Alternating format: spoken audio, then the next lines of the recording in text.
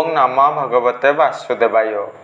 भक्त शरण आध्यात्मिक चैनल को मोर प्रिय भाई भौणी मानू गुरुजन मानू अनंत कोटि प्रणाम जनाई मु श्री भक्त वत्सल प्रधान आज आपण मानक पई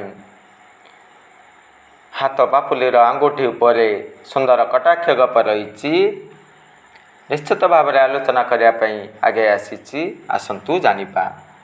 5 आंगुठी रही ना थरे जड़े व्यक्ति चिंतन कले मु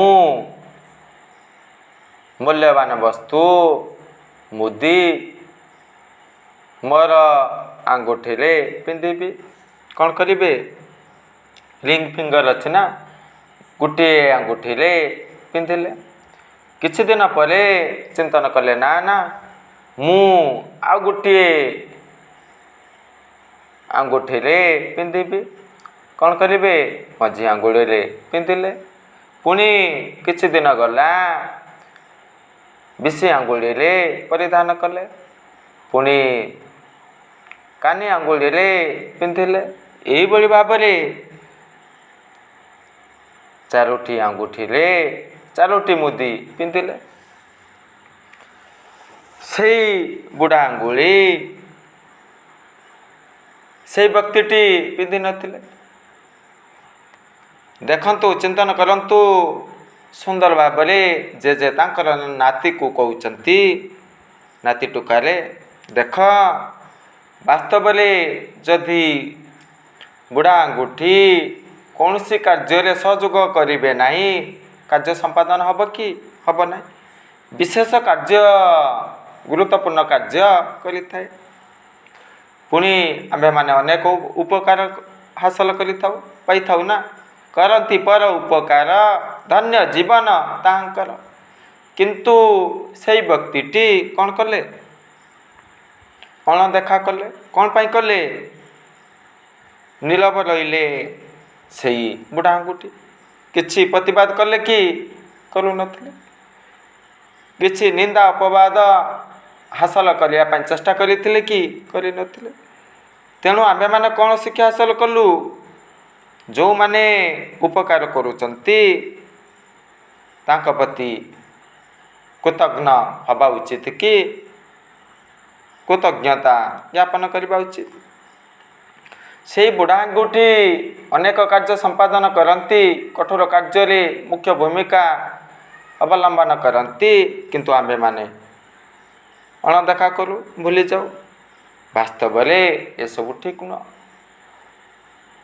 सत्व गुणधारी माने नीरव रुहंती फायदा हासिल करने चेष्टा करती नहीं लोक माने मत प्रशंसा करंतु ये सब चिंतन करती नहीं किंतु आम्भे माने कौन करवा उचित हाँ निश्चित भाव में समस्त को उचित सम्मान प्रदान करवा उचित। ये सब गोटे शिक्षा हासिल कलु पुणी 5 आंगुठी समान कि समान न थाए प्रत्येक जीवर प्रत्येक व्यक्तिर कार्य दक्षता ज्ञान गुण भिन्न रही था।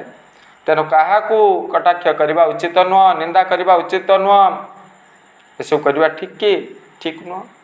पुणी आउ गोटे शिक्षा हासिल कलु जेतेबेले से 5 आंगुठी एकत्रित हुअंती मुथा हुए क्या जदि शक्त आघात करू प्रहार करू कौन घटी था शत्रु भयभीत हो जाए पराजित हो जाए आघात करि पारे ना। ठीक सही भली भाव में सदा बेले समस्त सहित चलवा उचित समस्तर सहयोग लोड़ा उचित समस्त को धरी मिसी कार्य करवा उचित। ये सब कले समस्त कार्य सुंदर भाव में संपादन हम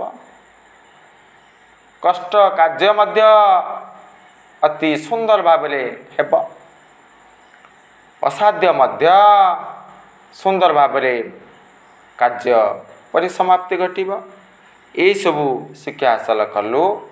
तेणु आम्भे माने सदा बेले मिलित भाव में कार्य करवा उचित क्या निंदा अपवाद ଘୃଣା କରିବା ଉଚିତ ନୁହଁ।